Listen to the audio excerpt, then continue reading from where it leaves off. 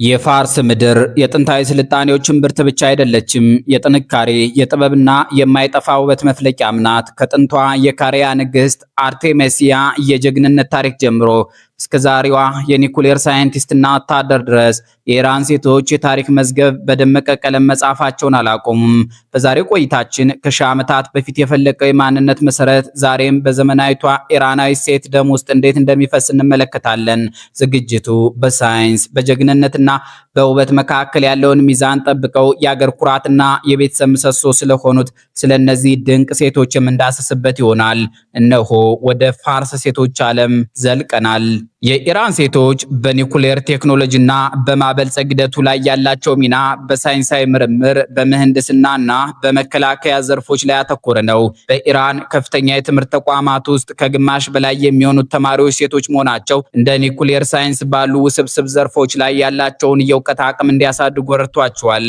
በኒኩሌር ፊዚክስና በኬሚስትሪ ዘርፍ ያላቸው ጥልቅ እውቀት አገሪቱ በሳይንሳዊ ግኝቶች እንድትራመድ ከማድረጉም በላይ በኒኩሌር ማበልጸጊያ ጣቢያዎች ውስጥ እንደ ከፍተኛ መሐንዲስና ተመራማሪ ሆነው እንዲያገለግሉም እድል ሰጥቷቸዋል። በተጨማሪም የኢራን ሴቶች በአገሪቱ ሉዓላዊነትና ስትራቴጂካዊ ተቋማት ጥበቃ ላይ በግልጽ የሚታይ ሚና አላቸው። በኢራን አብዮታዊ ዘብና በሌሎች ወታደራዊ መዋቅሮች ውስጥ ያሉ ሴቶች በመረጃ ደህንነትና በቴክኖሎጂ የታገዙ ወታደራዊ መሳሪያዎችን በመታጠቅ የኒኩሌር ማብለያ ጣቢያዎችን የመጠበቅ ኃላፊነት ይወጣሉ። እነዚህ ሴቶች ለሃይማኖታቸውና ለሀገራቸው ያላቸው ታማኝነት በኒኩሌር ኢንዱስትሪ ውስጥ የሚጠበቅባቸውን ጥብቅ ዲሲፕሊንና ኃላፊነት በጀግንነት እንዲወጡ እንዳደረጋቸው ይገለጻል። በኒኩሌር ቴክኖሎጂ የሚታገዙ የሕክምና ምርምሮችና የማብለያ ጣቢያዎችን የሎጂስቲክስ ፍላጎቶች በማሟላት ረገድ የሴቶች ተሳትፎ ከፍተኛ ግምት የሚሰጠው ነው። እነዚህ ሳይንቲስትና ወታደር ሴቶች የጥንቱን የፋርስ ስልጣኔ እውቀት ከዘመኑ ሳይንስ ጋር አቀናጅተው በመያዝ አገሪቱ በኒኩሌር ቴክኖሎጂ የምታደርገውን ጉዞ በግንባር ቀደምትነት እየመሩ ይገኛሉ። የፋርስ ምድር የጥንታዊ ስልጣኔዎች እምብርት ብቻ አይደለችም። የጥንካሬ የጥበብና የማይጠፋ ውበት መፍለቂያም ናት። ወደ ጥንቱ የፋርስ ስልጣኔ ስንመለስ ሴቶች እንደዛሬ ሁሉ በህብረተሰቡ ውስጥ የላቀ ቦታ ነበራቸው። ከታላቁ ቂሮስ ዘመን ጀምሮ የፋርስ ሴቶች በአስተዳደር በንግድና በጦር አውድማዎች ጭምር ተሳትፏቸው የጎላ ነበር። ይህ ከሺህ ዓመታት በፊት የፈለቀው የማንነት መሰረት ዛሬም በዘመናዊቷ ኢራናዊ ሴት ደም ውስጥ በኩራት ይፈሳል። የዛሬዋ የኢራን ሴት የጥንቱን ስልጣኔ እውቀት ከዘመኑ ሳይንስ ጋር አቀናጅታ የያዘች የጥበብ ተምሳሌት ናት። ኢራናውያን ሴቶች ለእውቀት ያላቸው ጥማት እጅግ አስደናቂ ነው። በኢራን ከፍተኛ የትምህርት ተቋማት ውስጥ ከግማሽ በላይ የሚሆኑት ተማሪዎች ሴቶች ናቸው። በምህንድስና፣ በሕክምና፣ በኒኩሌር ሳይንስና በቴክኖሎጂ ዘርፎች የኢራን ሴቶች ዓለምን የሚያስደንቅ ውጤት እያመጡ ይገኛሉ። ይህ የእውቀት ጥማት ቤታቸውን ከማስተዳደር አልፎ አገሪቱን በሳይንሳዊ ግኝቶች እንድትራመድ እያደረገ ነው። አንደበተ ርቱዕነታቸው፣ የቋንቋ ችሎታቸውና ለፍልስፍና ያላቸው ቅርበት የፋርስን ስነ ጽሑፍና ግጥም ዛሬም ድረስ በሕይወት እንዲቆይ አድርጎታል። ጀግንነት የኢራን ሴቶች ተፈጥሯዊ መገለጫ ነው። ይህ ጀግንነት በተለይ በአገሪቱ ሉዓላዊነትና ደህንነት ጥበቃ ላይ በግልጽ ይታያል። በኢራን አብዮታዊ ዘብና በሌሎች ወታደራዊ መዋቅሮች ውስጥ የሴቶች ሚና ከፍተኛ ግምት የሚሰጠው ነው። እነዚህ ሴቶች በልዩ ስልጠና የታነጹ በቴክኖሎጂ የታገዙ ወታደራዊ መሳሪያዎችን በመታጠቅ አገራቸውን ከጠላት ይከላከላሉ። በመረጃ ደህንነት፣ በሎጂስቲክስ እና በሕክምና ዘርፎች ያላቸው የላቀ ሚና የአገሪቱን የመከላከል አቅም የፈረጠመ አድርጎታል።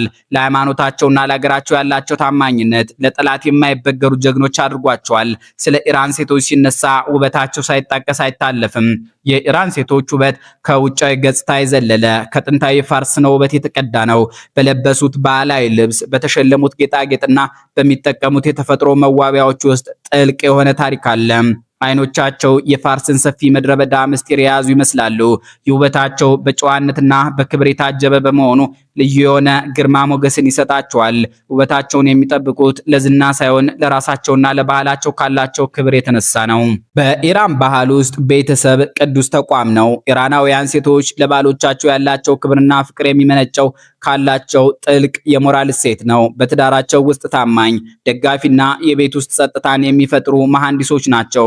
ባሎቻቸው በሀገራዊ ስራዎችና በውጭ እንቅስቃሴዎች ስኬታማ እንዲሆኑ የሴቶች ድጋፍ የማይተካ ሚና አለው። ልጆቻቸውን በባህልና በሃይማኖት ኮትኩተው በማሳደግ የነገዋን ጠንካራ ኢራን በመገንባት ረገድ ዋነኛውን ድርሻ ይዛሉ። በጥንካሬና በለስላሳነት፣ በእውቀትና በጀግንነት፣ በውበትና በክብር መካከል ያለውን ሚዛን ጠብቀው የሚጓዙት የኢራን ሴቶች ለዓለም ሴቶች አርአያ ናቸው። ከታላቁ የፋርስ ስልጣኔ የወረሱትን ፋኖስ አላጠፉም። ይልቁንም በዘመናዊ እውቀት አድምቀው ለትውልድ እያስተላለፉት ይገኛሉ። የኢራን ሴት ማለት የአገር ኩራት፣ የቤተሰብ ምሰሶና የታሪክ ምስክር ናት። ከጥንታዊቷ ፋርስ እስከ ዘመናዊቷ ኢራን ድረስ በታሪክ መዝገብ ላይ ስማቸውን በደመቀ ቀለም የጻፉ በርካታ ሴቶች አሉ። ከአስደናቂ የኢራን ሴቶች መካከል የሶስቱን ታሪክ እንመልከት። በመጀመሪያ ደረጃ የኢራን ሴቶች ምልክት ተብላ የተጠቀሰችው ሴት አርቴሜሲያ ናት። አርቴሚሲያ በጥንታዊው የፋርስ ግዛት ውስጥ በታላቁ ንጉሥ ጠረክሲስ ዘመን የነበረች አስደናቂ ሴት ናት። እርሷም የካሪያ ንግስትና የፋርስ ባህር ኃይል አዛዥ ነበረች። በታሪክ ከሚታወቁት ጥቂት ሴት የባህር ኃይል አዛዦች አንዷ ስትሆን በታዋቂው የሳላሚስ የባህር ላይ ጦርነት ወቅት በጀግንነቷና በወታደራዊ ስልቷ ንጉሱን ያስደነቀች መሪ ነበረች። በጦርነቱ ላይ ያሳየችው ብቃት ንጉሱ ወንዶች ሴት ሆኑ፣ ሴቶች ደግሞ ወንድ ሆኑ ብሎ እንዲያደንቃት አድርጎታል። ሁለተኛዋ አስደማሚ የኢራን ሴት ልጅ ቢቢ ካኑም አስታራባዲ ትባላለች። ቢቢ ካኑም በ19ኛው ክፍለ ዘመን መጨረሻና በ20ኛው ክፍለ ዘመን መጀመሪያ ላይ የነበረች የኢራን የሴቶች መብት ታጋይ፣ ደራሲና የትምህርት አቅኝ ናት። በኢራን ታሪክ የመጀመሪያውን የሴቶች ትምህርት ቤት በ1906 በመመስረት ትልቅ አብዮት የፈጠረች ሴት ናት። በወቅቱ ለነበረው ማህበራዊ ጫና ሳይበገሩ ሴቶች እንዲማሩና እውቀት እንዲጨብጡ ያደረገችው ጥረት ለዘመናዊቷ ኢራን ሴቶች የትምህርት ዕድል መሰረት ጥሏል። የወንዶች ጉድለት የተሰኘው መጽሐፏን በወቅቱ የነበረውን ስርዓተ ጾታ ያተኮረ ትችት በብቃት ያቀረበችበት ስሯ ነው።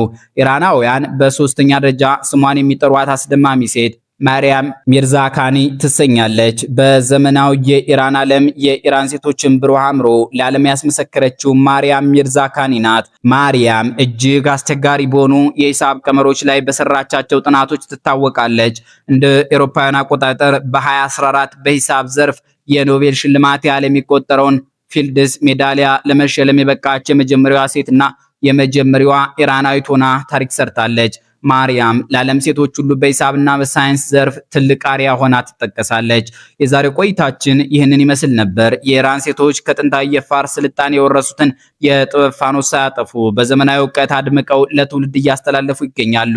በጥንካሬና በለስላሳነት በእውቀትና በጀግንነት መካከል ያለውን ሚዛን ጠብቀው የሚጓዙት እነዚህ ሴቶች ለዓለም ሴቶች ሁሉ ትልቅ አርአያ ናቸው። ከጥንቷ ፋርስ እስከ ዘመናዊቷ ኢራን ድረስ በታሪክ መዝገብ ላይ ስማቸውን በደመቀ ቀለም የጻፉት እነዚህ ድንቅ ሴቶች ታሪካቸው እናንተ እንደሚያነሳሳ ተስፋ እናደርጋለን። ቪዲዮውን ከወደዳችሁት ላይክ ማድረጋችሁ እንዳትረሱ። እንዲሁም በዛሬው ታሪክ ውስጥ እናንተን ይበልጥ ያስደነቃችሁ የትኛው ክፍል እንደሆነ በአስተያየት መስጫው ላይ አጋሩን። በቀጣይ በሌላ አስደሳች ታሪክ እስከምንገናኝ ድረስ ሰላም ቆዩም።